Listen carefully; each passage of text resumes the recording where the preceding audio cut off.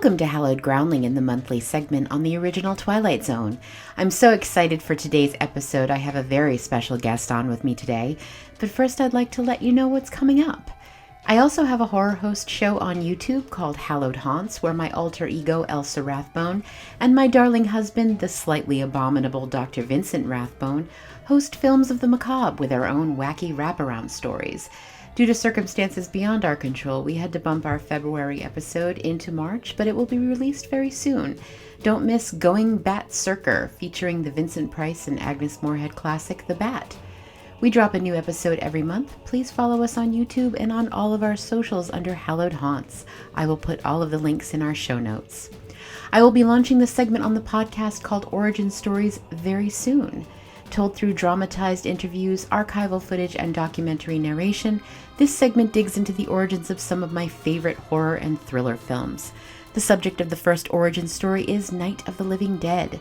I'm also going to have an episode dedicated to the genius of George Romero with a very special guest, artist and director Jason Mayo, so stay tuned for that. Please remember to follow Hallowed Groundling on all social media, and please subscribe, rate, and review wherever you get your podcasts. It really helps and I appreciate it. And with that business taken care of, let's get on with the show. There is a segment beyond that which is known to man. It is a segment as vast as these airwaves and as timeless as the internet. It is the middle ground between fandom and social media, and it lies between the pit of dissection and the summit of obsession. It is an area which we call the TZ segment on Hallowed Groundling. Hello and welcome to Hallowed Groundling. This is the monthly segment on the original Twilight Zone where I will be breaking down one episode at a time. And today is the fourth episode of the first season, the 16mm Shrine. But first, I would like to introduce my special guest, Linda Sutherland. Linda Murphy Sutherland, known as the Murph to close friends like me, is a special guest who actually remembers when the Twilight Zone premiered on CBS in 1959. Her motto to living life doing what you love to do is through evolution.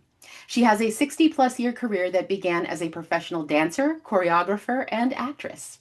Murph is still going strong and has evolved to become a director, teaching artist, dramaturg, and theater educator. She earned an AFA in drama from CCRI, a BFA in directing at the University of Rhode Island, and an MA in theater education at Emerson College. Yeah. Murph worked at the Huntington Theater Company in Boston as Associate Director of Education between 1997 and 2005, and served as Associate Director of Academic Programs at Emerson College between 2007 and 2015. She has been an adjunct professor with Boston University's Metropolitan College of Arts Administration graduate program from 2000 to 2020. Other adjunct and guest artist teaching credits include courses in acting, directing, script analysis for film, theater appreciation, and musical theater history at Emerson College, the University of Rhode Island, Community College of Rhode Island, Providence College's Department of Theater, Dance, and Film, and guest directing 4 productions at Rhode Island College. Murph was an active respondent, National Playwriting Program Director, former selection committee member, past awards ceremony director, and past co-chair of the Kennedy Center American College Theater Festival Region 1 from 1997 to the present. She is a 10-minute play director at the Boston Theater Marathon for Boston Playwrights Theater at Boston University and is a working dramaturg as a member of the Literary Managers and Dramaturgs of the Americas since 2014. Yeah. For the past 18 years, Murph has been part of Trinity Repertory Company's education department in Providence, Rhode Island, first as a talkback leader and continuing now as a teaching artist. She designed and taught Beyond the Stage at Trinity Rep and teaches Introduction to Acting, Scene Study, Advanced Scene Study, and the Young Critics Corner. Unlike the protagonist, aging movie star Barbara Jean Prenton, Murph is aging gracefully as a proud grandmother. She continues teaching every semester with Trinity Rep and loves providing actors dramaturgy, creating teachers' curriculum guides, and coaching student actors in the CCRI productions directed by her husband, the great Professor Luke Sutherland. Yes. Let's give Luke a round of applause. I'm thrilled to have you on the Twilight Zone segment to talk about the 16mm Shrine. Hi, Murph. Hey, Erin. Oh my God, it's so great to have you on here. I'm so excited. I'm happy to be here. Yeah. I was kind of difficult listening to that short bio. I think that it was, the thing is that you've had such a great career, and it's amazing when you go through all of it, how much you have done in your career. And that's even more than that. You've touched on so many other things too. So it's really important. That's why you're here to talk about Well, having a great career as an artist. I've been very lucky. I Hmm. really have. So that's just the best part of it. Yeah. And to be able to keep doing what I love to do is so. So yeah, It's a even with the blessing. Yeah. snowstorm, yeah, even with the snowstorm keeping me on, Oh yeah. For it's anyone fine. listening to this, yeah, we're in Rhode Island, which got hit very hard in record Yeah, numbers. 38 inches. Crazy. That's crazy. All right. So, as mentioned at the top of your bio, you remember seeing The Twilight Zone when it originally aired. Oh So, yeah. what was your first impression of the show when you saw it? I was 9 years old in 1959, so that gives you an idea of just how I aged gracefully. Um, it was one of those things that would come on a Friday night, and probably not the best thing to see before you go to bed. Uh, there are some of the episodes that I didn't understand, and then there were some that really frightened me. Um, it was a really interesting show. It was different from anything else that was on television. A lot of variety shows on at that point in time, some really old sitcoms, but the Twilight Zone, it was its own animal, Mm. and it was something that I was glad my parents let me watch. But yeah, no, there were times where I definitely was frightened. There were episodes that, and you figure Twilight Zone, what, it's been on for 5 decades. Yeah, I You mean, know, it there hasn't are left syndication. marathons, there Yeah, are, it hasn't yeah, left syndication. It's still in syndication, and yeah, they do the marathons on the 4th of July, and of course the New Year's marathon, and yeah, it's never left, and its no, impact says a lot. There's a lot. We'll talk a little bit more about the impact of the show as we go on, but it's been something extremely special. And I saw it in syndication as a young child too, the same exact thing, and I yeah. was probably around 9 or 10, and when I first saw it, it Oh, scared me. really? Yes, and How did you feel? it scared me when I Yeah, saw like the just the music scared me. Like I was like, "Well, something's wrong with it," And I remember there were a few the particularly the Eye of the Beholder, which is the one with everyone's gross and weird, the doctors and the nurses. When I saw yeah, that face, the pig nose face with, oh my God, that scared me when I was a kid. It really yep, did. yep. That was one that kept me up, absolutely. Oh yeah, and it's there's something so special about the show, and I think that's why it's reverberated as it's gone on, that people keep watching it and keep engaging with It's it. good storytelling. Hmm. It's well-written storytelling.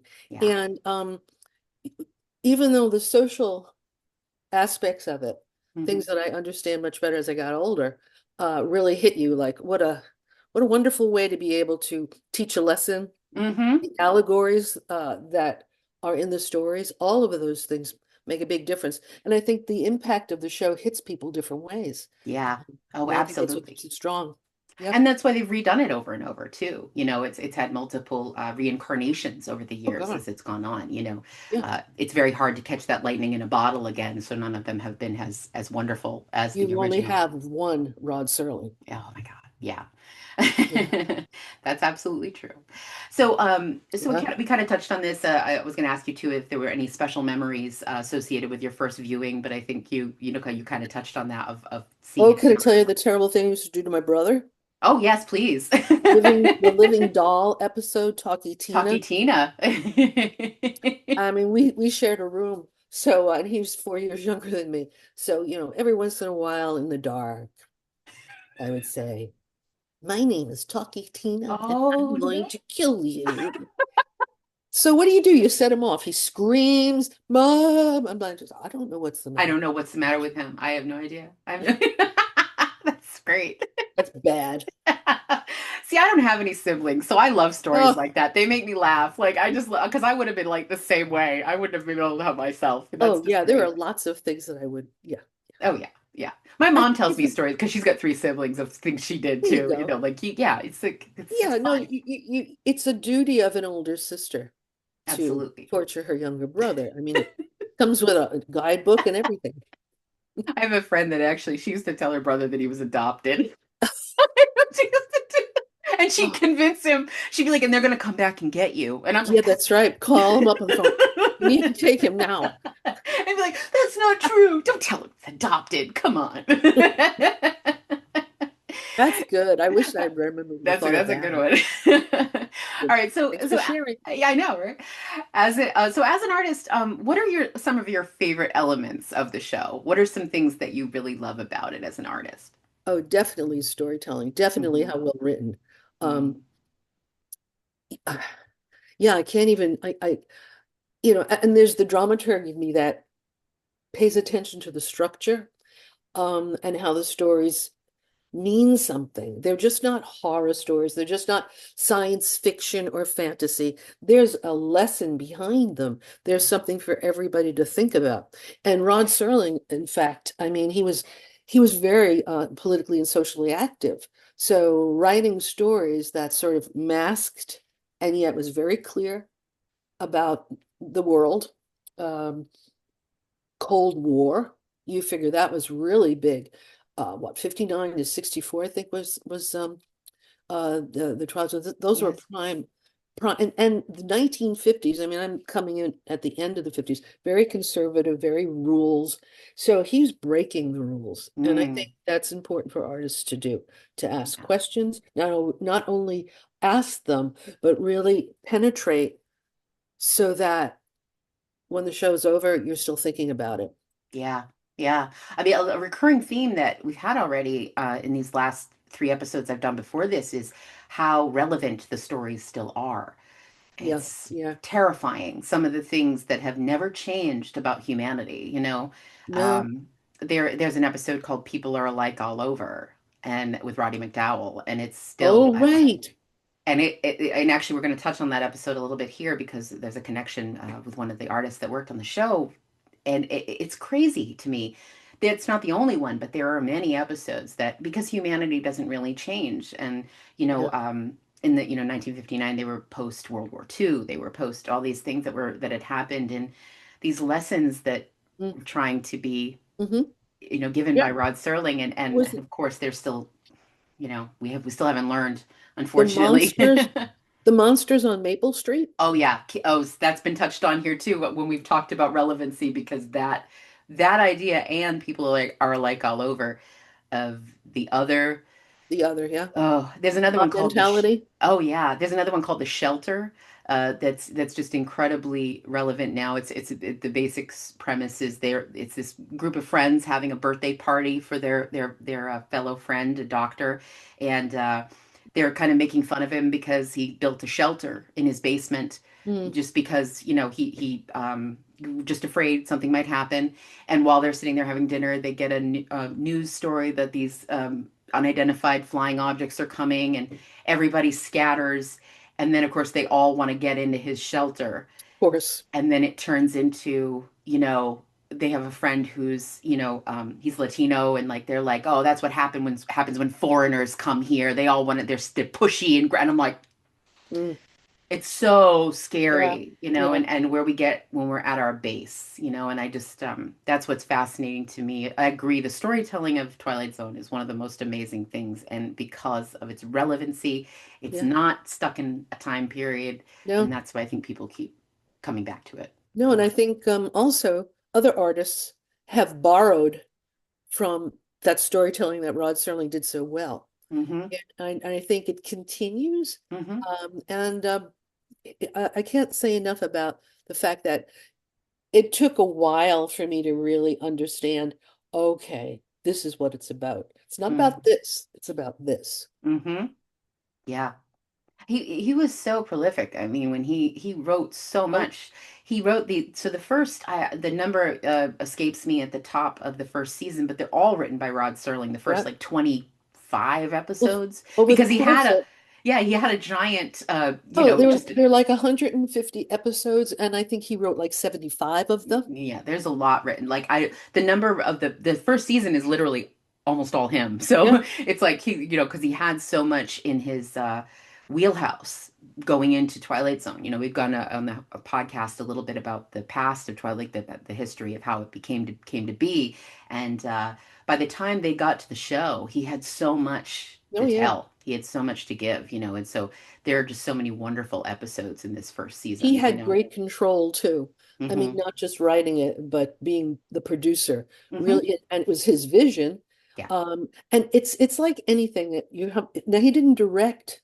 No, I'm thinking I don't remember a single one. no, he So didn't direct any of the episodes. No. he was secure with his storytelling, and Hmm. his directors really honored that. They did, and they loved him. They loved his work, and there was a great back and forth between them, that they understood where he wanted it to go. And they originally, we touched on this in the first episode, they wanted Orson Welles to narrate the show originally, but he was way out of budget for them.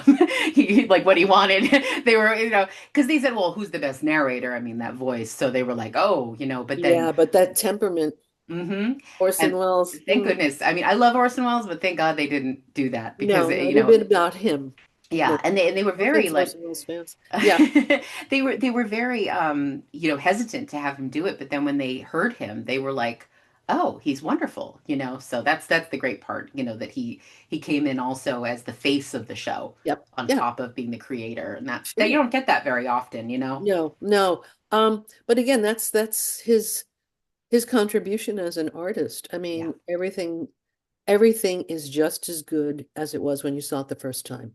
I mean, absolutely. even if you know what's going to happen, you still appreciate the build up and the way it's presented. And Rod Serling, I mean, with his cigarette, because everybody smoked then. I mean, it was like impossible not to, but he was very, Yeah, very there's casual. there's a wonderful interview with Anne Francis where she talked Uh-huh. about she goes, I spent so much time with Rod and I never saw him without a cigarette. She said never. Like the entire time she knew him, she said everywhere we went, anything we did, cigarette. Was, yeah, I mean, hence why we lost him at 50, he I because know, it was much just too young, much too much young, too young. far too young. And he was teaching at the time too when he passed. Yeah. And like had so much left to give, I think, and unfortunately gone too soon. But Well, we have all of those Twilight Zones to remember him we by, do. so And Night that's a Gallery, which is gift. also awesome, That's right. lots of That's stuff, right. so he left us so many good things. But so first up, I'd like to do a highlight. And today's highlight for the podcast is director Mitchell Leeson. Hmm. So he started out as a costume designer, creating costumes for Gloria Swanson, which I thought was just so perfect Oh, for this wow. episode that he just, isn't Absolutely. that great? So Oh, yes. he started out designing costumes for Gloria Swanson to model in Cecil B. DeMille's Male and Female. Hmm. He was not trained and learned as he worked, eventually dressing Mary Pickford and Douglas Fairbanks, among many others. Sure. He moved on to become Cecil B. DeMille's go-to man for art direction. So he moved on from costume to art direction, designing Madame Satan and the Sign of the Cross for Cecil B. DeMille, which Oh, was like yeah. pre-Hays films, so they were really fun and gaudy and kind of crazy. I love it. He then moved on to directing in the post-Hays Code Hollywood. He had a prolific career as a director of film and television and helmed such classics as Easy Living and Death Takes a Holiday, Oh, which is wow. Yeah. yeah, which is the basis for Meet Joe Black, Yes. Yes. which yes, but Holiday is a much better film in my that's my That's the opinion. original. I Yeah. mean, yeah, he borrowed stuff, Oh, but absolutely. Mitchell Leeson directed two other first season episodes of Twilight Zone, Escape Clause and People Are Alike All Over was directed by him. George Clemens, the director of photography of many episodes of Twilight Zone, commented on the fact that Leeson was the perfect person to direct this episode, as he never quite adjusted to directing television. He wanted to direct TV as a feature film. He very much lived in the past, being driven in a Rolls Royce by a chauffeur and living well beyond his means for many years, oh, wow. preferring Who to does that stay, sound like? yeah, preferring to stay in the past in his time as a golden age of Hollywood film director. So yeah, he was the perfect person to like be stuck in a time period of his life that he never wanted to leave, and Yeah. that yeah. So he actually had a lot of he was very much in the closet for many years too. There was more about him that he was one of those people that lived had a lavender marriage and all that, and he definitely was somebody that I think was well beyond his time. I'm kind of sad that he became a director post Hays Code because I'm sure pre Hays Code he would have given us like some crazy wonderful stuff. Like I said, the conservative nature of the 50s and the Mm, 60s. I mean, and then going back to films, from the 30s and the 40s, everything was very, very monitored, censored, hidden. Yeah, Yeah. absolutely. Yeah. That's what And makes Rod Serling's Twilight Zone so sneaky good, hmm because you can sneak things in there that absolutely. people are going to learn from, or at least think about. Yeah. Yeah. There's an interesting arc too in his career as far as like going from being a costume designer to an art director. And you're married to somebody who has made that jump from designing into directing, still does both. Absolutely. And Yeah. it's an easy, natural transition, I think, for creative people to go from there to there because, it's a lot of the same work just with different. Yeah, different aspects of it. Hmm But I think back to the fact that you didn't have to go to college to Mm, do this work. I yeah. mean, people did, but usually one job leads to another job and you learn on the job. hmm And you work with the people that they know you. So Yeah. that's how you can continue to grow as an artist. I think It's that, yeah, I agree. That's part of it is that, it's especially with him not being trained and going in and just they liked him and they mhm. they saw that he had a creative eye and you can't teach talent. Like if you have That's talent, that's very true. No, that's very true. Yeah. technique is what you can teach. That's all to make the talent even more substantial. But Yeah, and the more yeah, people trust you, the more confidence you get. yeah. You take a few artistic risks. hmm Some of them pay off, some of them don't, but the ones that do are remembered hmm and rewarded. So, Absolutely. Absolutely. So, Murph, what are some of your impressions of the direction by Leeson in the 16 millimeter Shrine?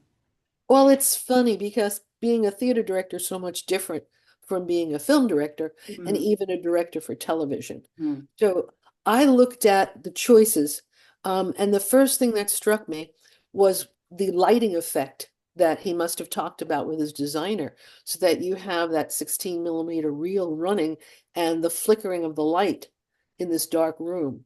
So, I Mm-hmm. mean, that does set, a really wonderful kind of visual mood. Yeah. I love Ida Lupino. I remember her work. I've seen movies with her and her husband, Howard Duff. Yeah. And it's like, there she is, sitting there. Um, I found another interesting aspect of what happens within the show, and that's when they go to the producer's office and he wants to lift the veil up. And, um, Yeah. yeah, and to look at her and then to offer her something that was definitely offensive to her. Mm. And Martin Balsam playing Danny, her manager, he really, he was blocked so that his face was not addressing the audience. It was looking at the producer himself while he says, I hope you're down and out and I'll kick you in the teeth. I know. I So know. that's a very, very strong moment. And I liked the choice of not having us see him deliver that, just hear it and see Yeah. the expression on the other actor's face on I forget what his name was. Oh, Um, I'm having I have it down. We have it in our notes. okay. Yeah, His that name went, person. yes. That No. person. Yeah. And then the biggest thing, and Luke and I will always do this when we watch something. We look for those check-off moments. Mm, There's Anton Chekhov that said if you introduce a gun, then something's going to happen. You're going to use that gun. yeah. So right at the very beginning, the prop of the little scarf, her handkerchief that she flips around all the time. I said to Luke, that's the Chekhov scarf. Yeah. Oh, And yeah. I thought that that was a good directorial choice. hmm If he thought about that or if Rod Serling wrote in the script, I don't know. But it hmm was effective, especially, it comes back at the end very appropriately. Oh, yeah. That's very true. Yeah, there's so many lovely moments like that. I would love to know things like that too. I would love to know if that was something that came from Rod or if that was something that came Yeah, or even from Mitchell Ida Leeson. Lupino, because she was somebody who was not just an actress. I mean, she became a director herself, and she wasn't trained. I mean, no one was trained, especially in directing. That didn't Right. come until, I don't know, the 70s maybe. Yeah. You Yeah. went to school to actually learn what the directing techniques are, Yeah. how organized you have to be. And she Um, was a producer as well. I mean, she did a lot. I think she wanted to create her own work. exactly. So Make it. producing is what gives you some control. The Hmm finances, the hiring, all of the things that you feel are most important. right. because most times, I can't say most times, I don't know for sure, but it still sort of holds up today that actors, unless their name is really the box office draw, um, they don't have much say. No, They're told what to do. right. Yeah. Yeah. Ugh, goodness. So many good things. Okay. So the 16 millimeter shrine facts. So I always start out with the opening, Rod Serling's narration at the opening, Oh, to kind of it's so good. bookend Yes. our conversation. I just love reading his narration too because it's But wonderful. yeah, how he sets that up and what images he writes about in order to make it a connection to the story. Look at Absolutely. the title, Mm-hmm. Shrine. It's great. It's a great title. It's perfect. Yeah. All right. Opening. Picture of a woman looking at a picture. Movie grade of another time, once brilliant star in a firmament no longer part of the sky, eclipsed by the movement of earth and time. Barbara Jean Trenton, whose world is a projection room, whose dreams are made out of celluloid. Barbara Jean Trenton, struck down by hit and run years and lying on the unhappy pavement, trying desperately to get the license number of fleeting fame. It's like poetry. Come It's on, it poetic. is. It's so Oh, beautifully poetic. I love it it so it much. is. And that shot of her sitting there watching Oh the yeah. movie, and Yeah. yeah. Also, her her coming alongside of the film as it's showing, as it's playing, Oh and yeah, her we're gonna being talk able about to do that. Oh. exactly, mimicking the movements that she knows so well from the screen. Mm-hmm. So yeah. Mm-hmm. I know. But we're gonna get into all that because that's all things like I love that. That was some of my favorite parts of it when you watch it really closely. You're like, oh my God, there are all these little wonderful moments. Oh yeah. So 60 millimeter Shrine premiered October 23rd, 1959. Written by Rod Serling, director of photography George Clemens. So George Clemens did many. He did 113 out of 156 episodes. He was the director of photography. That's why the show has the look that it has. That's Yes. why we can Yes. Yeah. thank him for a lot of that, the beautiful shots of the show. The music was by Franz Waxman, who did Sunset Boulevard. Hello. Like these connections, I was like, oh my God. Hello. He did Rebecca, and he also did one of my Yeah. favorite scores of all time, The Bride of Frankenstein, which Oh is a gosh. Well, of beautiful score. course. Yeah. Barbara Jean Trenton is played by Ida Lupino. Mhm. This was her only Twilight Zone episode acting, but she directed the fifth season episode, The Masks. Danny Weiss was played by Martin Balsam, who also played Martin Lombard Sinescu in the fourth season episode, The New Exhibit, which is one of my favorites, one of the Yeah. creepiest, most wonderful episodes, Oh and yeah. he's great in it. He's great. Marty Saul was played by Ted DeCorsia. That's who we were thinking Marty. of. He was also Dickerson in the fifth season episode, The Brain Center at Whipple's, which is also very relevant to now Yes. about AI and Yes. robotics taking over.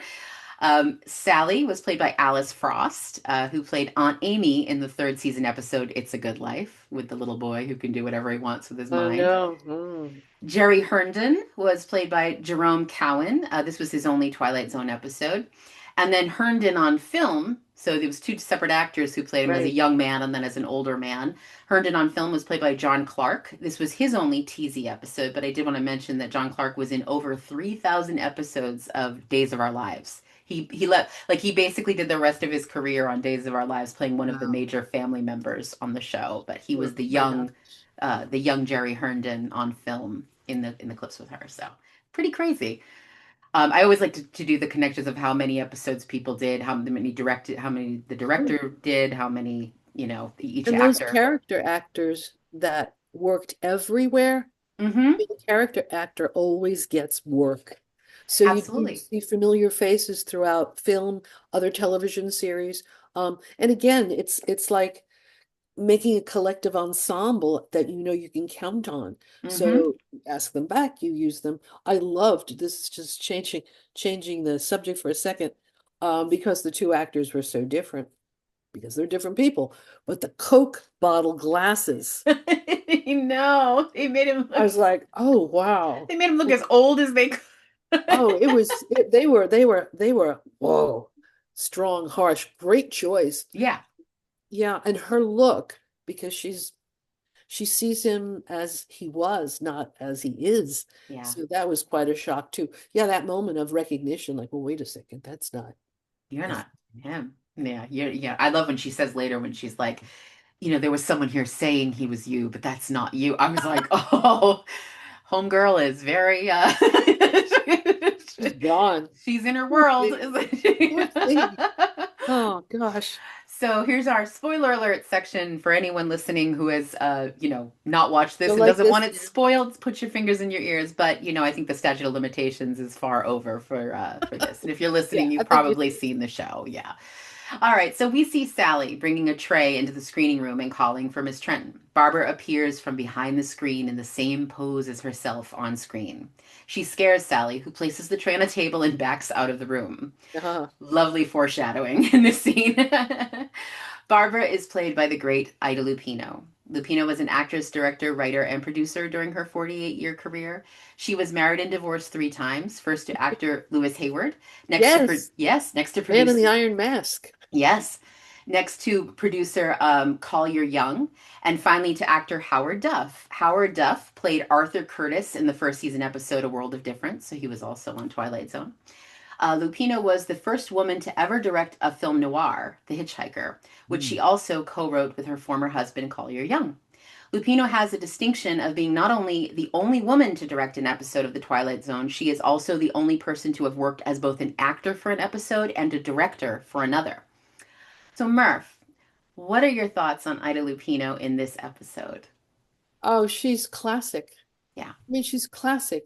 She gets it. She understands. Mm-hmm. Um, and you figure, look at how beautiful she is. Mm-hmm. Um, she has the instincts, and she also doesn't.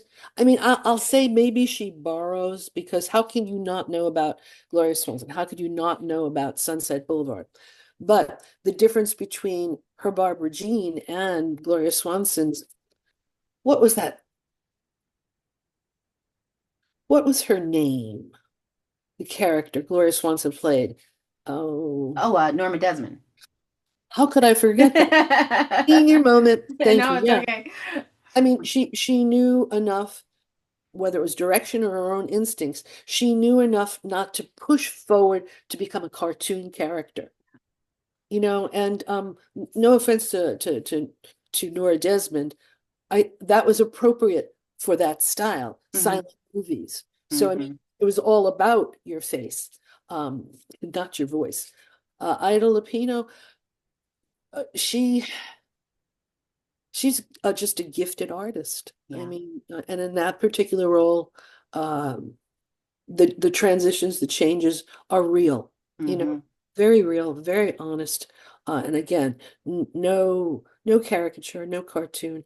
You cared about her. Mm-hmm. That's the writing, that's the directing, that's the acting. You cared Yeah. about who she is. Yeah. Yeah. There and it's funny as I do research, I saw people criticize and, a lot of times maybe they don't know what they're looking at really, but they were like, Sometimes. yeah, and they were saying that she was a little overwrought sometimes in the episode or that she was a little this and I'm like, and I don't find her overwrought at all. I Yeah, I feel for her like you said. Like I I and I can't. and I don't think it's not just a female thing, it's a thing of being a human and particularly women who have to fight so hard to be.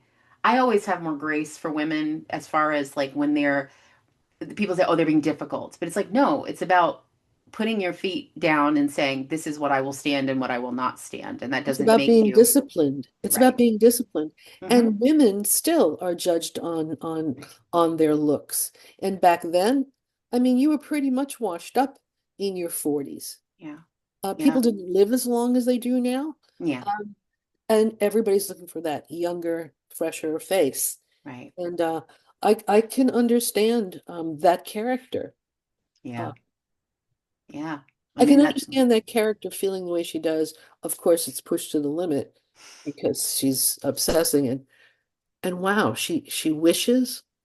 mm, Here's your fantasy aspect of that story, yeah. and you accept it. How did you feel at the end? Did you feel good for her, or did you feel, oh no? So I have a question about that for you at the end, Oh, okay. actually. We'll touch on that at the end of the episode, but when we get down there. But that's definitely something that I had questions for you about of how Yeah, you yeah. feel at the end, and we'll discuss that one Sounds definitely. good. So I'll wait. yes. What do you think about her impact as an artist? What do you think about her as a Oh, person well, and as an artist? Yeah. yeah, the fact that she tackled stories, whether she was acting or directing, she tackled stories that other people didn't want to touch. Yeah. So she was also very justice-minded, socially conscious. She wanted to make sure that she left an impact on her work. Yeah. Um, I think, and I have my notes here, I think that her film, The Hitchhiker, Hmm. I think it's in the National Film Registry because of the intensity of it and the story behind it, the plot, the thrilling aspects of it. Nobody was doing film noir as a woman. Hmm. So definitely the fact that she took on challenges. Yeah. She wasn't afraid to step across that, hey, don't go there line. Yeah, yeah. She did very feminine forward movies first too, Yes, before she yep, did The Hitchhiker. So she had a rape scene in the film that which was like that was not heard no, of. Like nobody did no, things like that. So she was very much she was under Warner Brothers contract for quite a while, and she was a troublemaker. She didn't want to troublemaker. I say in the best possible way, I hear you. but she was like she was just like this character, like she wouldn't take crappy parts, she wouldn't take, and she was very, and they didn't like dealing with her, and I think that probably Yeah. really inspired her to start her own Oh, company where she could do definitely. what I she mean, it's wanted. like, okay, little girl, sit down. We've got it all. You just Yeah, listen to what we're telling you. No, right. A no, lot she of those, was. I mean, those actresses all dealt with that, and then Oh they dealt God, with them yeah. in different ways, and Oh yeah, she was unfortunately, definitely a pioneer. yeah, yeah. Incredible. I think we're very lucky to have her work in this and have her touch Twilight Zone in these two special ways with this beautiful coming out of the gate episode of the show and then coming back later to direct is The just masks, I love the masks. just opening up the cupboard there and seeing the different faces, and Hmm. then having each face um internally be projected at Mardi Gras So with good. this mask that they have to wear. Yeah. And then when the way it's all delivered and when he says like it's the antithesis of the wearer and it's like Yeah, and the no. pacing of it. Oh, it's Mm. beautiful. You see the clock. I So mean, she brought scary. in lots of visuals for that too. She did. Something really funny, and it's just this small thing, but I was thinking about when I watched 60 millimeter Shrine again to get ready for the episode, is that the set of the masks is very similar to the set of 60 Yes, millimeter you're Shrine. right. I noticed Very, the doors. Yeah, yeah, yes, yeah. Like the from the setup, library to the sitting area that the right. family was in when yeah. Yeah, and I wonder if a lot of that was used in the same structure. So we touched on this previously that Twilight Zone was all filmed at MGM. So Yeah, they had a most sets were massive there. lot of things to use because it was an anthology show and they needed to change out. It was a new set every time. So I wonder possibly if that was the same type of set, you know what I mean? Or same set in any way. Well, they probably reused it, but Yeah. there's a moment now. What again? Was it written in? Mm. Was it the actor? Was it the director? The moment where the son, Junior, Mm. is sitting in the wheelchair. How disrespectful and Oh, ugly. I oh, mean, they're oh, that's they're all terrible. well, they're all terrible, but that made such an impression because, oh, for God's sake, get the hell out of that chair. Oh God, the kids, you just want to slap the kids and Oh the, yeah. the Yeah. mom's awful and the dads. I don't blame them. I do the same thing. No, It'd they be got like, what they deserved. oh, they did. They did very much. Yeah, it's such a good episode. She probably was very excited to direct an episode like that, Oh yeah, because it's yeah. just yeah, it's Yeah, just it's so well very done. telling. So good. All right, so next part of the episode, Barbara's agent Danny comes to see her. He Yeah. firmly but gently tells her that he is worried about her bottling herself in her projector room, and he informs her that he has arranged for her to have a meeting about a new part. Martin Balsam had quite a prolific career, starring in over 200 films and television shows, including Murder on the Orient Express, All the President's Men, both Cape Fear movies, the original Yes, and the yes. remake. He was the judge in the remake. And as Detective Arbogast in Psycho. I love him so much. What do I you think of this scene and what we learn about these two characters and their relationship? oh, they had he cared for her. He was soft, willing to take whatever abuse she would give. I think he idolized her. I think he treasured her. And I really believe that they came out as their relationship.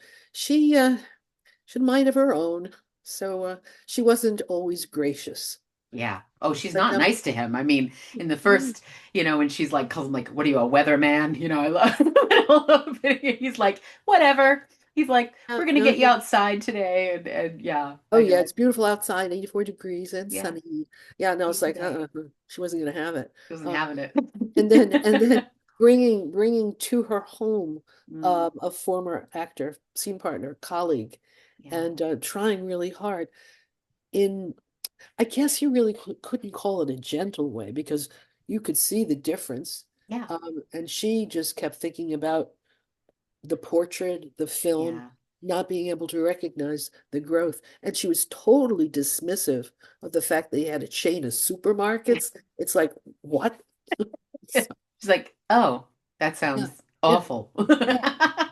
It does really no offense. Does actually does sound awful. But I mean, there's Danny, and you could see him.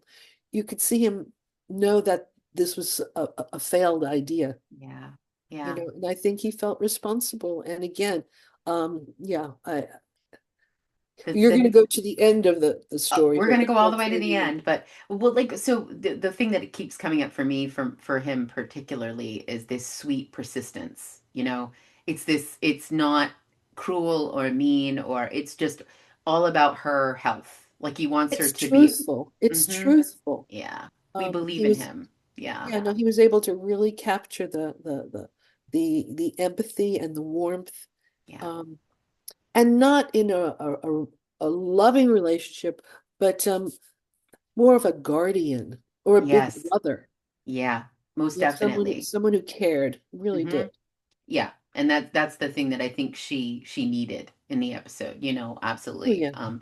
And we touched. So I was going to ask you what your thoughts are on Martin Balsamar in this episode, but I mean, he's such an amazing actor. I love that man. I love him as Arbogast in Psycho. That is what I always have to say Arbogast like the sheriff. I always have to go. His name. What is his name? Arbogast. It makes me laugh every time the sheriff It's says a that. good warm up. It's a good Arbogast. It's got that. It's so great and he's wonderful in Psycho, in everything he did, and his I love his other role in Twilight Zone. I love him playing Martin Sinescu in The New Exhibit. That one is a Yeah. fabulous, and that's a creepy Yeah. Oh yeah. episode with all the wax figures and everything. Yes. And he's Yes. so like Yeah. No, single-minded. And it's a totally different character than what he played as Danny, in this episode. It's a completely well, that's different. the range of work that he's been able to do. And again, a character actor.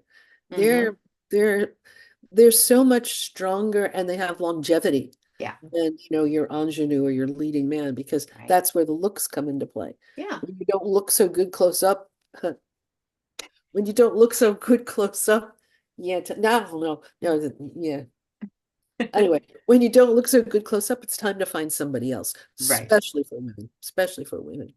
I think that, it's funny because I always I gravitate towards villains in things and and always because I think villains have so much more fun, Oh, I you was just know. gonna say that. Yeah, And that's the thing is that I think character actors have always done better because they're allowed to play regular people, but also villains, but also all kinds of because some heroines and heroes didn't want to play villains because it would right. change They're out good. how people Yeah, saw yeah, them and there's yeah. something really special about Well, that, that's the difference between being an artist and being a celebrity. Mm, I mean, there are people that are out there, they're really great to look at, but they do the same thing over and over and over and over over. again.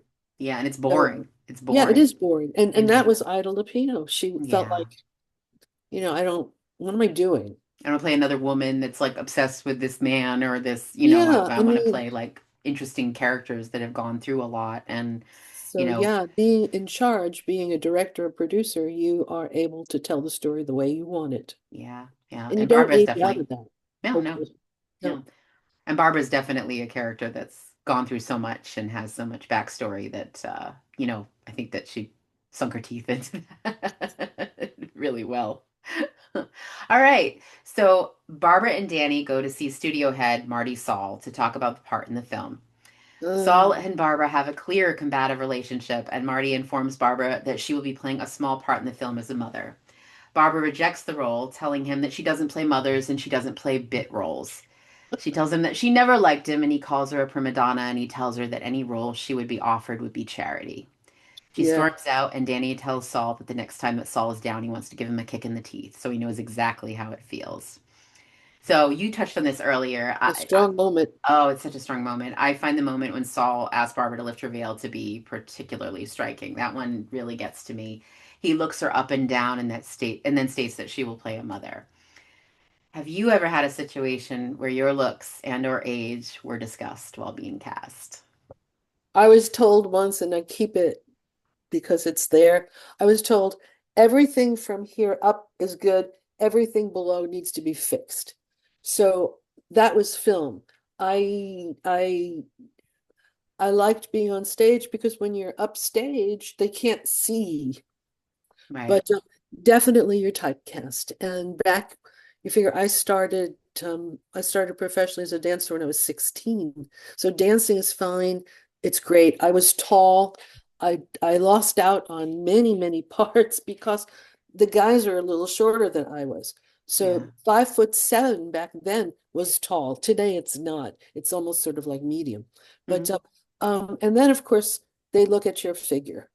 If you have that certain kind of look, then you get cast in all of those kinds of parts. Hmm. And I got tired of playing dumb blondes and hookers, Yeah. women of ill repute. It was like, what? But I have to say that my idea of becoming an actor changed once I had my children. Then it was like there was no drama or theater in their schools at that point in time. You're looking at the 70s, early 80s. So that's the evolution that I took because it was the only way I could control. I didn't have to pay a bill playing a part that I didn't want to play or had played too much. Um, you also were put, thank God for the Me Too movement. You were also put in a situation as a woman. How cooperative are you going to be? Yeah. That's something too. You had no Right. place to go with what was going on for you. Mm. Thank goodness for intimacy directors now. I mean, all of those things are important, and thank God they're in place now. Because back in the old days, even before my time, I think that women were often exploited. Yeah. So becoming a director, becoming an educator, all of the things that I evolved into and enjoy doing. I like the process more than I like the performance.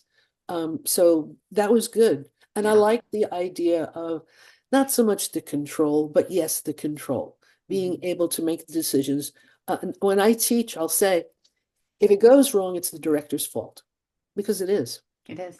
Yeah. Did I get off track? I wonder. Did I get, No, no, did you I get off didn't. No, track? this is why I asked you about this, like your experience, like how you've experienced being cast, how you've experienced being an artist, and I think you using the word evolution is perfect because you found that I feel like that you found that part of your career became it pivoted into something different as you got Yeah, older and you had more experiences as a mom, as a parent, you see where you could apply your creativity into the world. yeah. I feel very fortunate that I can still use imagination, use creativity. Um, Teaching is great fun. Directing is great fun. I don't have to be always considered. Well, let's face it. I'll be a grandmother in a role now, and that's not that's not coming down. That's still being able to give something, to be Right. part of that story. Hmm. What's your dramatic function? Being an elder? Oh, that's that whole thing at Trinity Rep when the student playwrights needed an elder to be in the play. And so yeah, I played a 60-year-old, a mid-60-year-old fisherman named Buck. And it was fun. It Yeah. really, really was fun. Yeah. But yeah, I mean, being cast age appropriate and being accepted age appropriate is important. There are a lot Yeah. of actors out there now. I mean, look at Jessica Lange, look at Meryl Streep, look at Sigourney Weaver. I mean, they're aging into parts that are written for them because now it's okay to be old or to get Right. old, Right. There to was a age. there was a really funny clip when Meryl Streep was on Graham Norton, and she was with Mark Ruffalo and James McAvoy. They were the three of them were on, and Meryl was talking about Graham Norton asked her something about like parts she'd been offered. She said, "Oh well," she said, "right after I turned 40, I got offered three witch roles in a row, playing a witch." And she said, and it got my, she goes, it got my back up. She's like, because I thought that's what they think of me turning 40 is that now all I can play are witches, you know? Yeah. And without missing a beat and to make her feel good, Mark Ruffalo said, "So how's it been in the last 2 years since that happened?" And she went, and she kissed him on the lips. And it was the fun. And he goes, it's all excited. And James McAvoy went, "Can I smell you? Can I, and he's like, she's like, "I was waiting to do that." It was, Graham Norton's like, "That was very smooth, Mark Ruffalo. That was very smooth." But it's a cute moment in it, but it says a lot about her and like her career. I mean, she had such an incredible career. And then she definitely did get offered these, like, you saw that happen to her as she Yeah. went on, and not even Into the Woods where she did play but like she went on to do, a series of unfortunate events when she played Okay, the yes. kind of the witchy role in that. So she sort of was playing all those sort of hag older women, but then she got Devil Wears Prada, where Oh she got to God. play this Oh, incredibly well, that was, powerful yeah. woman, that and that says a lot, so I think she has a good control of her career, and that, but it's different for everybody, like not everybody has that kind of control. There's very small handful of people that No, get it's true. that. Very, very small Yeah. handful. I mean, and look at how Barbara Streisand had to really fight. Mm. And what people will say, oh, she's so difficult, she's so this, she's so that.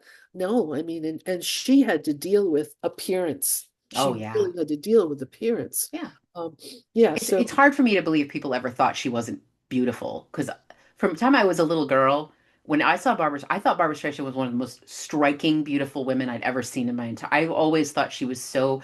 It was the combination of her hair and her face, and then her long fingers and her nail. Like, I remember watching her the concert that she did, the live outdoor concert. Remember that famous one from right. the 80s? My mom would watch that. And I remember watching her and just thinking she was just one of the most absolutely stunning women, between her voice and her look and everything about her. I was like, she looks like Yeah. an angel. I remember thinking that in my mind, like she looked like an angel to me. And it's just stunning to me that people thought because she had a larger nose or a larger profile. And then in high school, I did Funny Girl in the drama club. We did Funny Girl, and I fell in love with her even more. I was like, what a beautiful, beautiful role she got to play and bring to life. So it's crazy But to she me. was she was criticized for her nose. I can't remember the critic's name. Could have been John Simon. He was pretty rat-faced critic. Um, but he said, yeah, her nose stretches from north to east of the screen, and it's like that has nothing to do with her talent, her ability, No, just it's her looks. But you're judged. You are absolutely judged. right. Yeah. Things are better, but it's not easy. You have to kind of No, you either persist or you evolve. right.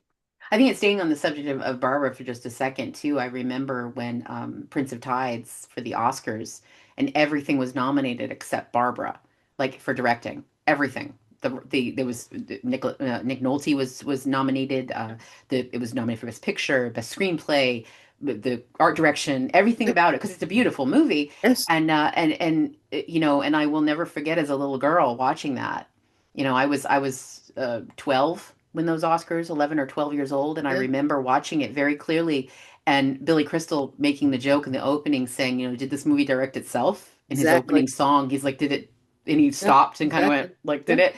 And Oh, that was striking to me as a girl watching this as a creative young girl who loved art and loved to create. And I was like, I don't I don't understand what this is. Like, why wouldn't she be, celebrated like everybody if you're else? going to have a best picture, you have to have a best director because it doesn't direct itself. Look at No. poor Greta Gerwig, what she Ugh, had to deal with.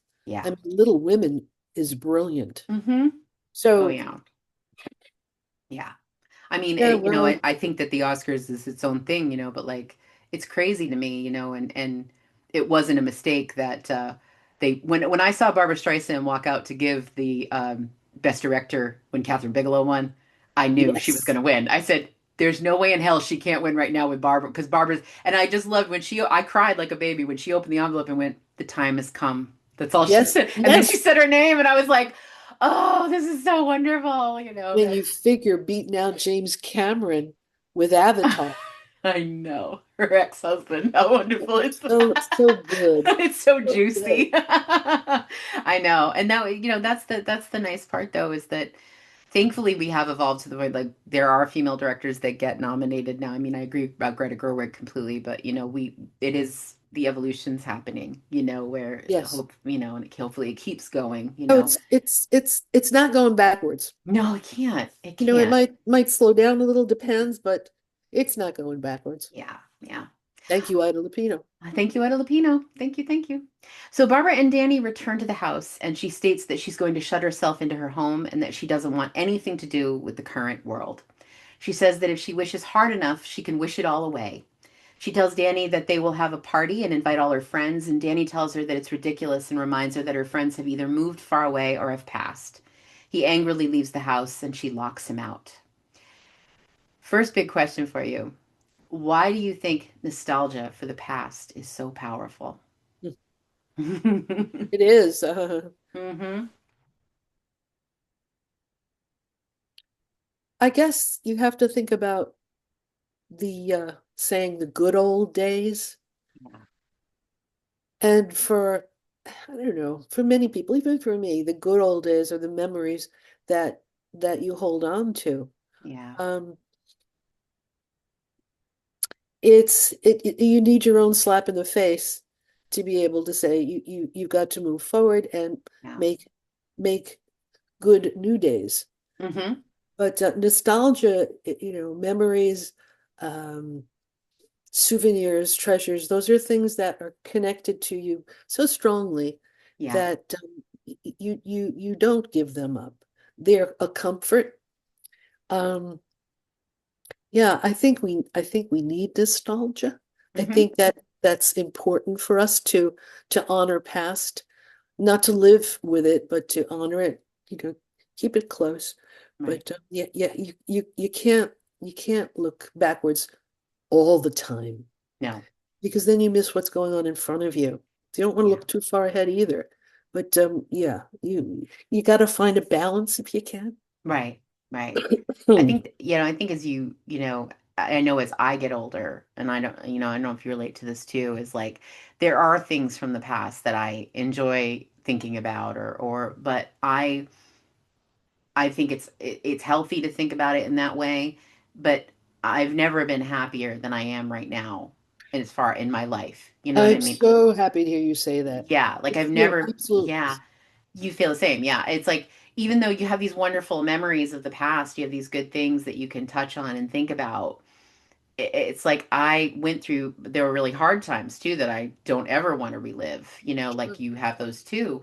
And it's sort of like when you get to this point where you can say, like I'm really happy because I've learned a lot of lessons. I've had a lot of things happen to me that were bad and good, and I've learned a lot and I got to a place where I'm incredibly happy and I feel good about the life that I've lived, and I know the choices I've made, the good and bad, have Yeah, gotten me to where I am. exactly. Oh, Yeah. exactly. That's Yeah. healthy. Right. I mean, and I feel bad for Barbara Jean because Mm, she's she who could really help her? She wouldn't allow Danny. She wouldn't allow Sally. She was determined, and yeah. that's just sad. But there are people that live their lives that way, that Hmm. never move forward, that never, but I have to say, depending on what those challenges are, you you you really need to have courage. You really have to kind of like say, good on me. Yeah. Um, and it's not about being selfish, it's about being aware, to be self-aware. Hmm. And I think poor Barbara Jean just was lost, Yeah. just lost. One of the saddest things to me is that when she goes to find out about the part, you sort of see the door crack open just a little, like she thinks about it, you know, she gets excited, but when it becomes exactly what she didn't want it to be, the door slams shut real fast, you know what I mean? But Yeah. you almost see the door crack, and that's one of the most wonderful things about the episode is that, I think that's where the veil comes into play. I think yeah, picking up the veil, yeah, realizing and putting it back down again, yeah, closing the door or walking away or hiding, mm-hmm, from the reality. yeah, Uh, yeah, she doesn't have anything else in her life. mm-hmm, That's, so isolated. yeah, That's sad. absolutely. Ugh. Yeah. So we use the word evolution in your bio, which you have clearly done throughout your career. What rewards have you found through the evolution of your career? And we touched on this a little bit, like as far as like pivoting into what you've pivoted into your life. But like, what are the differences between the acting and the dancing and everything you did early in your career, and now where you are as a director, as a teacher, as a mentor, as a dramaturg, everything that you do now, like that. What are those rewards that you found in between those two things? Oh, I I I don't know. Without sounding like, oh, look at me, I'm so good. Um, But I you are though. Like here's like as someone who's known you for a very long time now, I can say that you are. You're a very honest artist. You are a very oh wow. and you're your love comes through in the things that I've seen that you've done.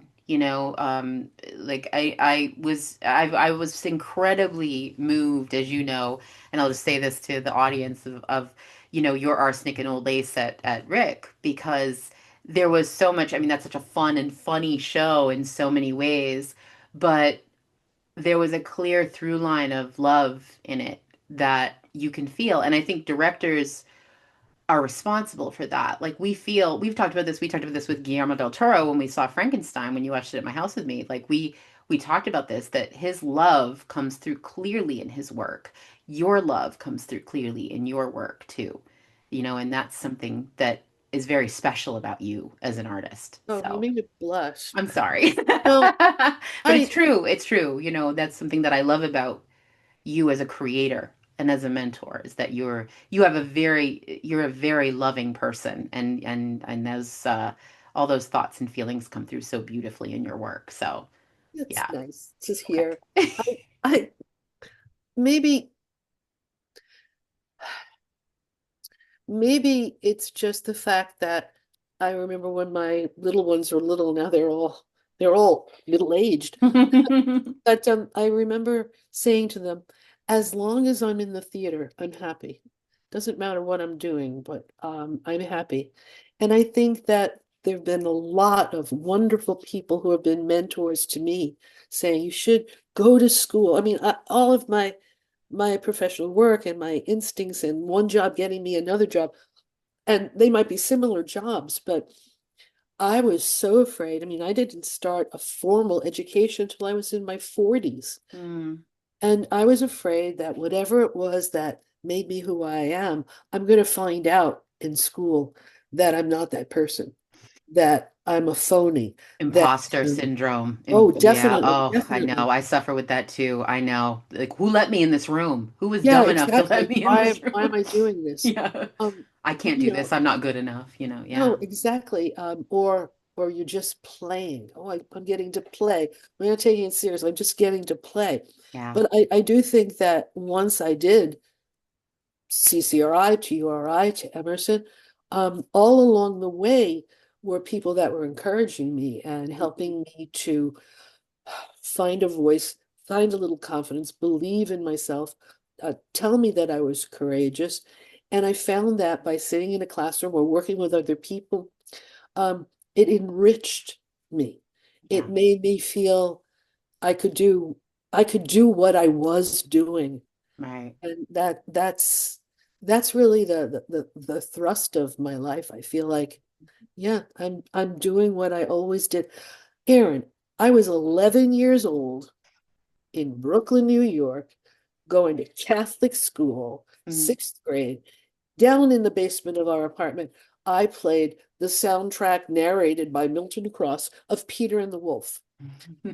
I got all of my friends because if they wanted to play, they had to be in Peter and the Wolf.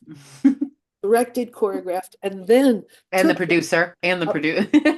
And you didn't know what you were doing. You were playing. This is how you played. And Right. there it goes. I would take it and tour it to Catholic schools in the neighborhood. They would watch Peter and the Wolf. And not only did I direct it and produce it and choreograph, blah, blah, blah, blah, blah, I played the cat because that's the part I wanted. And you can do that when you're a producer. You can make Sure, you yourself, can do it. you can do anything you want. Anything you want. So I think that it's just something that I've always loved to do. And it's like each step along the way just made me love it even more. Yeah, So if it comes through, that's good. I'm glad. it does. It does. So I know the answer to this question, but I'm going to ask it anyway. In the current state of the affairs in the world, do you find yourself needing to shut out the outside world? No, Okay. no, Yeah. no, no, it's important. It's important to speak out. It's important. The biggest thing right now is the Kennedy Center American College Theater Festival, which now has put the Kennedy Center aside Yeah. until things change. But the American College Theater Festival, which I've been a part of for ages, is still exists. It's still an educational experience that I feel really lucky to have Yeah. as a respondent, giving educational feedback and finding that we need theater, we need storytelling, we need plays, we need films, we need all of the creative people that can make a difference to try and make a difference. Yeah. Yeah. We have to, we have Right. to. Right. It's the only answer. Yeah, and I've always been an activist. I mean, I Hmm. marched in protests against the Vietnam War. I mean, Hmm. so yeah, I'm out marching to get rid of ICE in Providence, sure.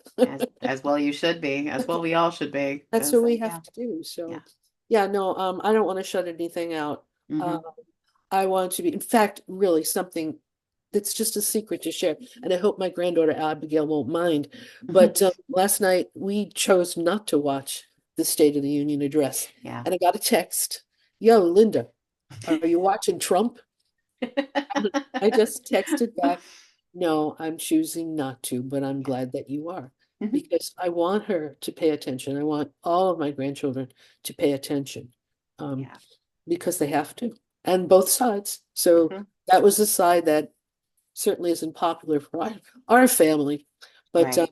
I like the link that she felt it was important to check in with me. I was like, yeah, This is a very subjective thing to say, but this is something that I've thought about a lot about lately is like it's I hate this us against them thing that we're doing right now, but that's kind of where we're at. We're at this very crossroad area where it's not a opinion question, it's a moral question, which is that's yeah, and one of the things that I've thought about is like the artists that support um what's going on right now, and I think about and I say to myself, well, it seems like a lot of the artists that are over there are ones that are not as prolific or not haven't had a very long career or some and some of them might have, but I think it cuts a line in the sand because in order to be a good artist you have to have empathy.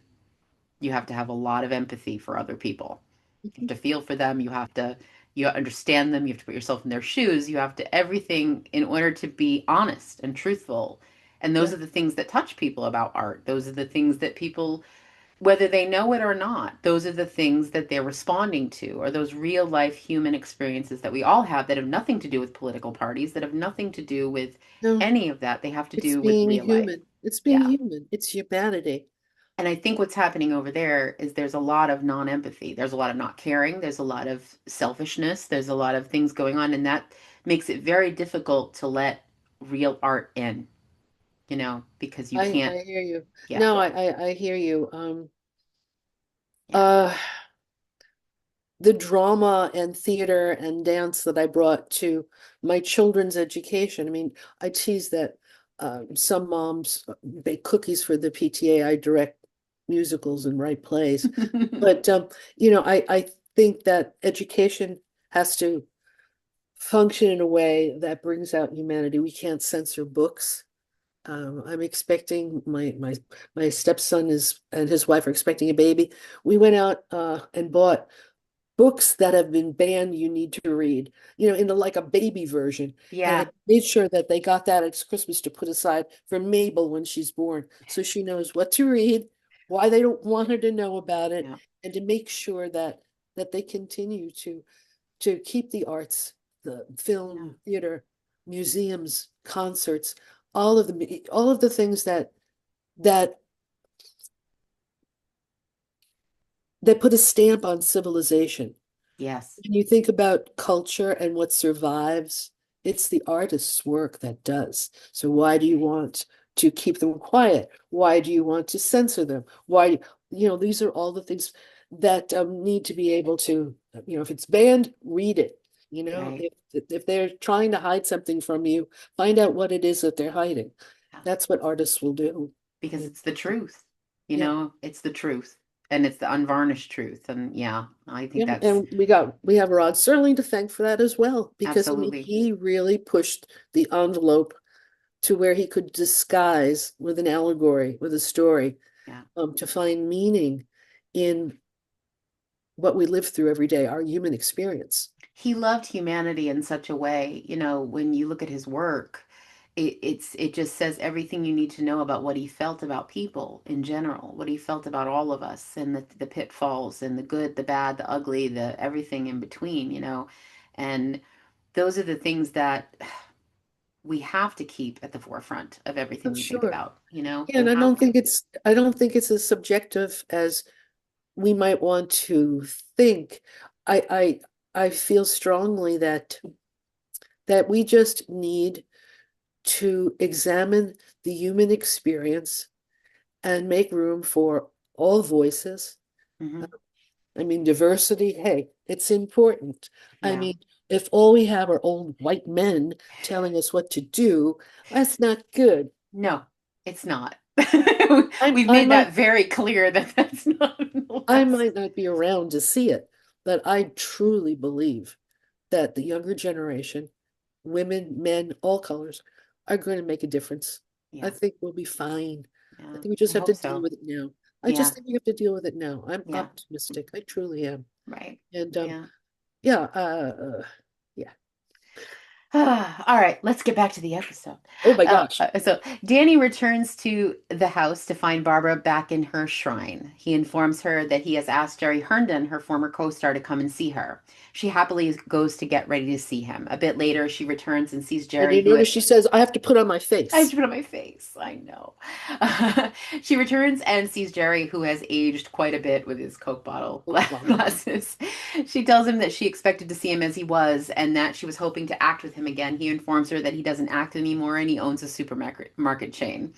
As she looks at a picture of him as he looked when he was young, she angrily tells him that she wanted to see him young and she tells him to go away.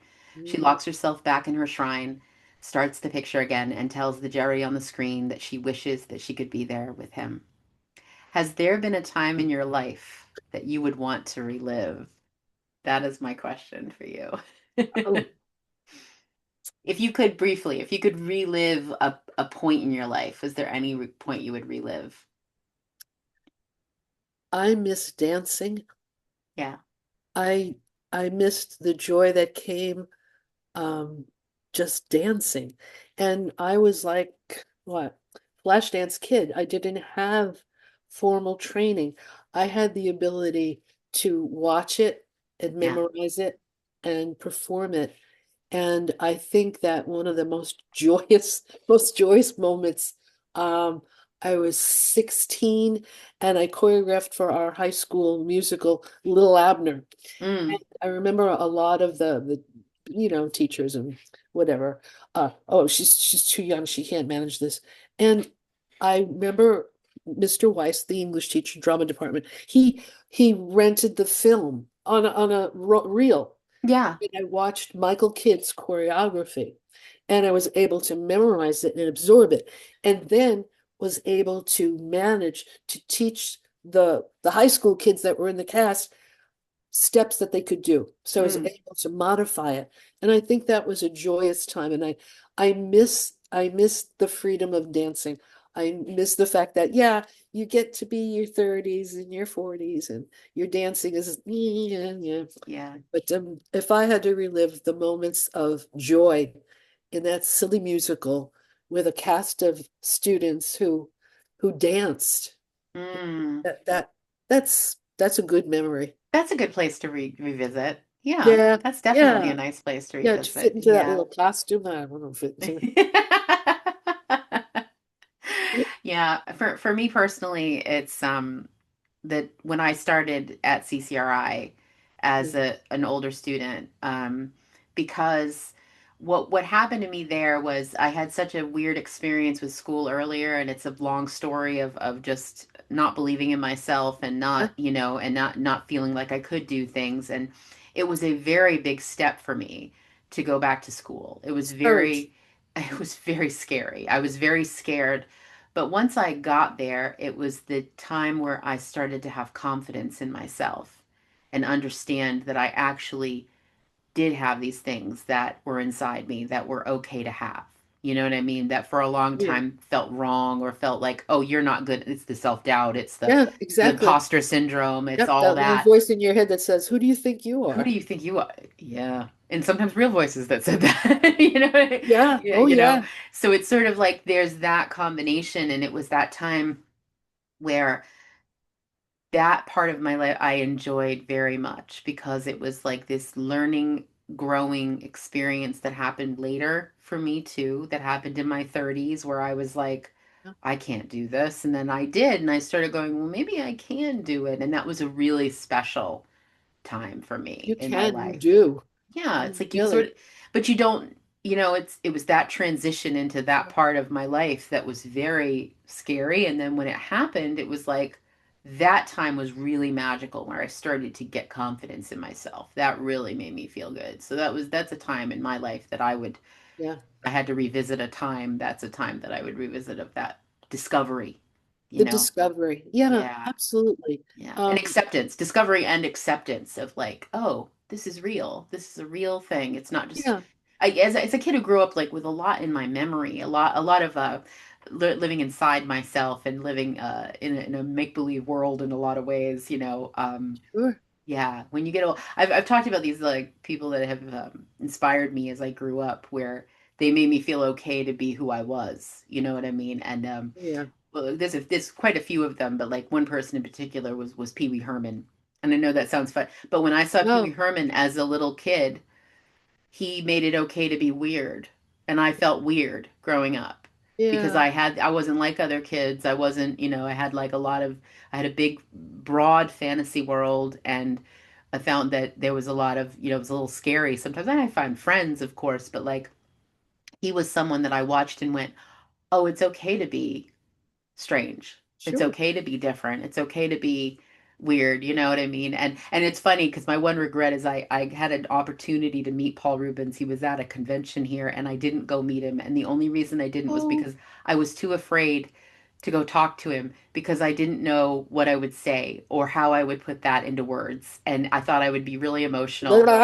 Right. And I yeah. got scared because I was like, and then of course he passed away and I was so sad because I'm like, I wish I'd been able to tell him what he meant to me. So he's one artist of many over my lifetime that I've watched. And, you and I have talked about Catherine O'Hara, who of course we just lost, and like Oh God, her Robert effect. Duvall too. Robert Duvall, yeah, I mean, all these incredible people, like, and I remember seeing Catherine O'Hara in Beetlejuice and thinking to myself, I want to be that. I don't know what that is, but I want to be. I don't know if I want to be Delia or if I want to be Catherine O'Hara, if I want to be both. But the more I watch Catherine O'Hara's work, I think I wanted to be Catherine O'Hara. I wanted to be like that free and that and That's so funny. yeah, so it's like, And yeah, but yeah. you recognize that moment. I don't remember how old I was. I must have been maybe 6 or 7, but Mm, I watched the black and white movie, The Spiral Staircase, with mm, Dorothy McGuire, hmm. and I would hide in the basement and pretend that I was her, playing a scene from that movie. I did that all the So I mean, time. it's like, who does that? I did. There you go. I See? did. Yeah. Like I remember seeing Silence of the Lambs when I was quite young too. I was pretty young. And I wanted to be Jodie Foster in that movie. I thought I want to be her. I want to be that character, and there's so many actresses and actor that I've looked up to, like that I've or actors that I've looked up to and their work, and I just there's something about what they do. They're so honest, and you relate to that on every level, and even as a little kid I related to it for whatever they brought to the screen of themselves. It comes from them, like we talked about earlier. It comes from the Yeah, love. It comes from your love inside, so yeah, it's yeah. crazy. You can't. You you have to do what you have to do, Mm, and so if you have to find a time and place, but you just don't give up because it's who you are, right. that's the thing that you have to come to terms with. Yeah. This is who I am, and I'm good. Hmm. And Not that's a really great step in life, if you can get yeah, there where you can accept. if You might yeah, still have some self-doubt, or you might still have some, imposter syndrome or whatever, but as long as you can get past that and understand that what the reality of the situation is, that you actually can do it and you actually can get that confidence in yourself, it's a really powerful time. and that's not being conceited, and it's not No. being irrational. No. It's accepting who you are, Right. and honoring who you are. Oh God, I used to be so horrible. Still feel when somebody gives you a compliment, even just listening to you say that. And I remember someone saying, when someone gives you a compliment, don't just go, say thank you, because it's a Yeah. gift. You don't want to refuse someone's gift. Hmm. And I try really hard to listen and accept and not go, "Blah, blah, blah." It's I wouldn't want to insult you, and then Yeah. here you are telling me something lovely. Um, yeah, I mean it. When you're dead, you don't hear your eulogy, so it's like, and I don't want to pass on and have that memory. Well, I didn't know what anybody thought, but it's Right. nice to have you. Well, you're a good friend, though. What are you gonna? Yeah. I mean, What are but you here's the thing. Yeah, but here's the thing though, is like another thing I've learned in my life is to tell people how I feel, you know, Yeah, how important that is to tell everyone like what you think and what you feel, because you don't know when they'll be gone. So it's sort of like they need to know those things. They need to, oh yeah, and then having grace for other people. That's something that is really something I've tried hard. I don't suffer fools. I mean, I don't think you do either, but no. but but When you get to my age, then you really, oh, you don't care, but also you don't like you also can let things go easier. You can sort of go, huh, I can yeah, let that go. I think one of the moments in my life when my father died when I was 11, and I can remember people complaining about all sorts of stuff. And I think right then and there, I realized what a priority was. Don't Mm, sweat the small stuff, whoever said that. But I mean, that's a big thing to deal with. Um, and as you grow older, you're losing family, you're losing parents, and so you kind of like think, well, okay, what's really important? It's hmm. important to say to the people that you care about that you love them. It's important to say to the people you care about, hey, knock it off. I'm not dealing with that. I Right. mean, all of those things find a place. And I yeah, I'm getting old. But I I think it's okay. Yeah. It's Yeah. okay. Yeah. You know, You're coming you don't into it with waste time. grace. Yeah. There's a lot of grace there, and No, that's you don't waste time. no. Um, you, No. you do the things that make you happy. You Yeah. find joy. Hmm. You keep a gratitude journal if that's what poor Barbara Jean needed. She needed a gratitude She journal every absolutely day, every day. Now, if did. she just kept saying the same things every day, well, then I guess, yeah. That's what happens. You lock yourself in the That's shrine and then oh, you need to finish up to wrap up the story. well, we're gonna go right there now. I know we can't help ourselves. We talk like this. You We can can't help. edit all this out. No, I will not edit all this out. It was good conversation. Okay, so Sally once again comes to the door with a tray for Barbara. This Yeah, and you know that tray's going bookends. somewhere. Oh, I know. It bookends the episode well. Oh, absolutely. So foreshadowing too. She taps on the door and there's no answer. She enters and looks around. She suddenly looks up at the screen and her eyes widen. She screams and drops the tray to the ground. A bit later, we see Danny enter the screening room. He asks Sally who shut off the projector. She informs him that she did. He asks if she has looked for Barbara, and she says that she has checked every room in the house and Barbara isn't there. Danny starts the projector on the screen. He sees the foyer of Barbara's house. The front doors open and all of the characters from her films stream in. Barbara comes down the stairs and tells all of them that it's good to see them and that they are having dinner by the pool and they should all go outside. Jerry waits at the bottom of the stairs to escort Barbara outside. As they turn to leave, Danny yells for Barbara to come back, to please come back. She turns on screen and looks out at him. She blows him a kiss and drops her scarf, turning away and going outside with Jerry as Danny screams for her to come back. Danny leaves the screening room and finds Barbara's scarf on the floor where she dropped it on film. He picks it up and smiles, saying, "To wishes, Barbie, to the ones that come true." Yeah. How do you feel about the ending of Uh, the episode? that's the fantasy aspect of it, Right. Yeah. and you don't critique it for the fact that, oh, that's not going to happen, because it did happen. In Right. this story, it It happens. happens because we're in the Twilight Zone. Anything can happen in the Twilight Thank Zone. God there's a safe place for us to dream, to wish, to accomplish all of those things in the Twilight To Zone. accept. To To accept. accept. Yeah. Yeah. Yeah, Right. yeah. Yeah, Or not. absolutely. Or not. Yeah. Sometimes they don't accept. No, Sometimes and they sometimes accept. you get what you deserve. Yeah. In I have, essence, you get it's what you funny. Oh, get what you deserve. Oh, yeah. Oh, that happens a lot on the show. Yeah, of people getting what they deserve. But also, and this leads into this because I've talked about this on I think every episode so far. This is now the fourth. But my opinion, the most unfair ending of an episode is Time Enough at Last with Oh, Burgess Meredith. oh, That is the it's most heartbreaking. heartbreaking, Uh, absolutely heartbreaking and devastating, but it leaves that door open for not always good things happen at the end, and I think not everything's wrapped up in a bow, not everything is perfect. Yeah, it's yeah, like life can be cruel. life can be cruel, Yeah. cruel, and I think, that's something that we have to accept too on top of it. But That particular episode, I believe, it's not only seared in my mind, but I would say if you were going to pick your top five or even your top 10, that's up there. oh yeah. That's That's a up there. Yeah, I mean we've mentioned it on every this is now I believe it's been every episode. If not, it's been two out of the three that I've done before this where we've talked about Time Enough at Last and how that is the most unfair episode. And it's like, but it's so It's an honest. ironic twist that just, Mm, yeah, it isn't yeah, it's no, just that's so heartbreaking. unfair. It's Yep. so unfair. But Yep. Yep. but Barbie gets her She what did. she wanted. She gets what she wanted.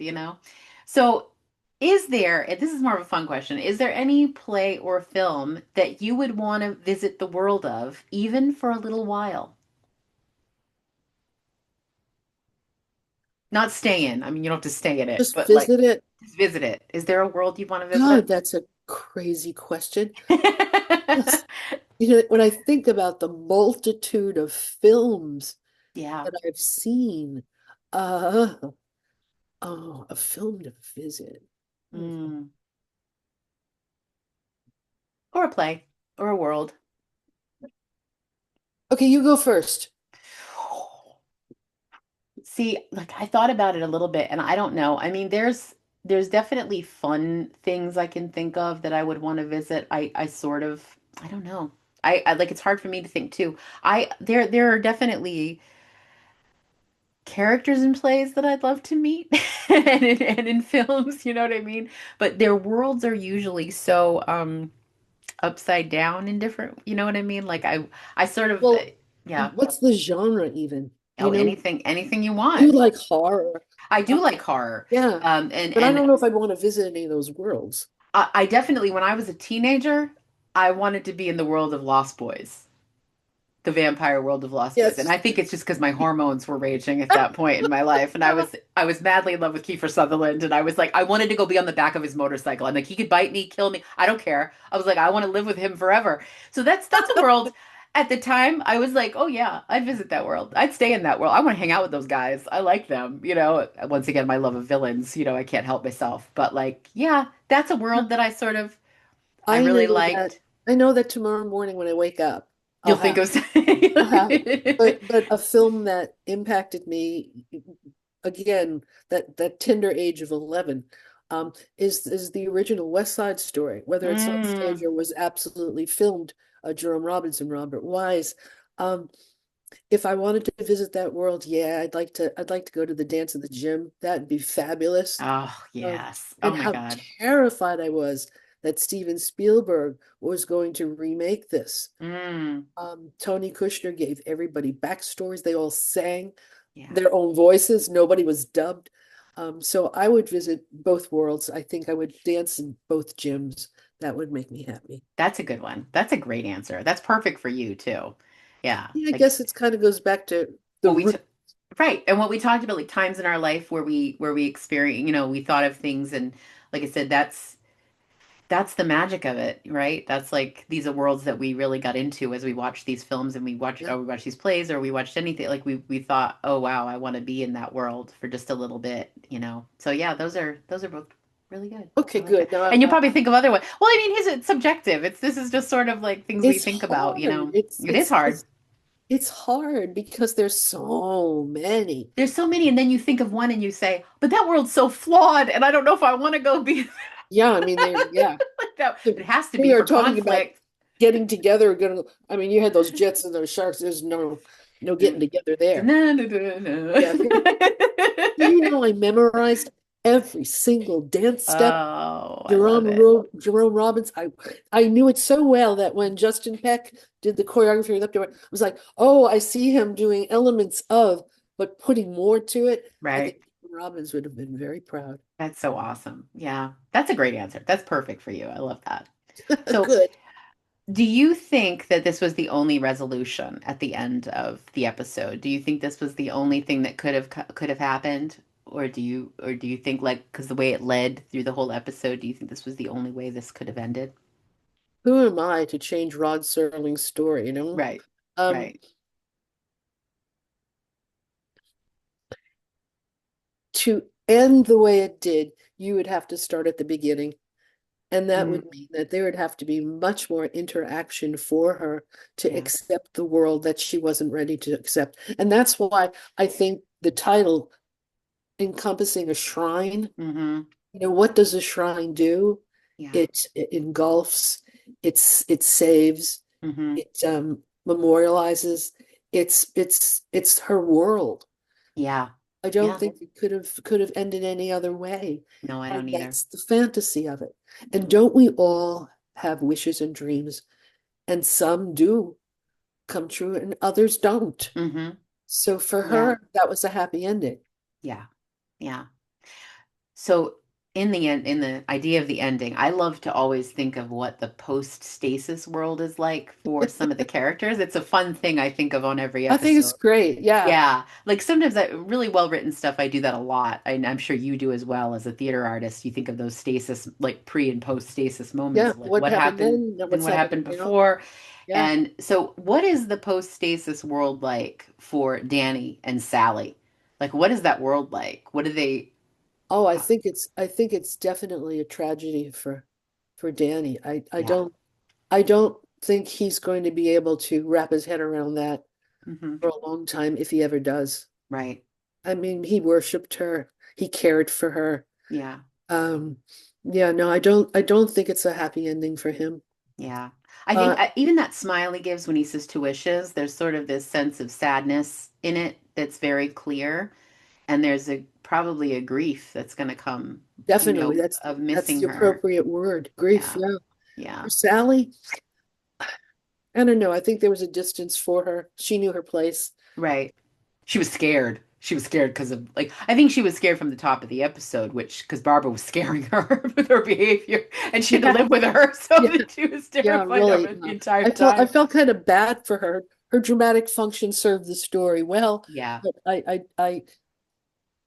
I would teach if you take a character out of the story, what happens to the story? She needs right. to be there. Oh She yeah, needs to be yeah. there. She needs But to be the reality in the world. You know what I mean? She's that she's that reality in the house. You know, she's well, the house reality.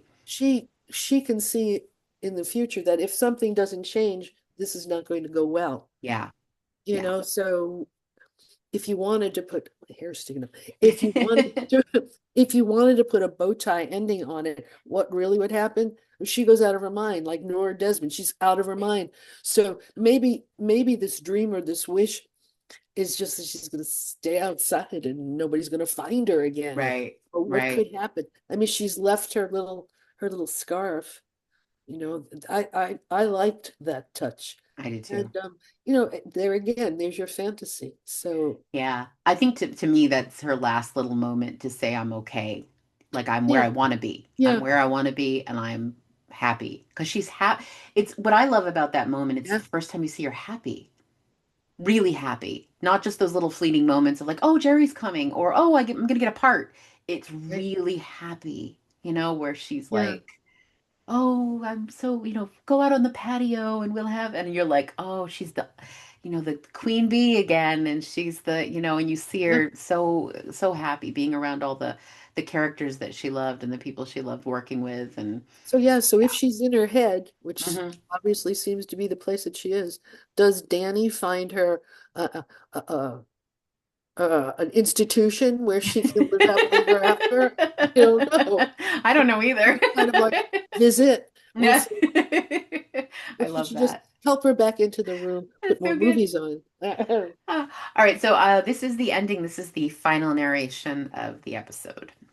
To the wishes that come true, to the strange mystic strength of the human animal, who can take a wishful dream and give it a dimension of its own.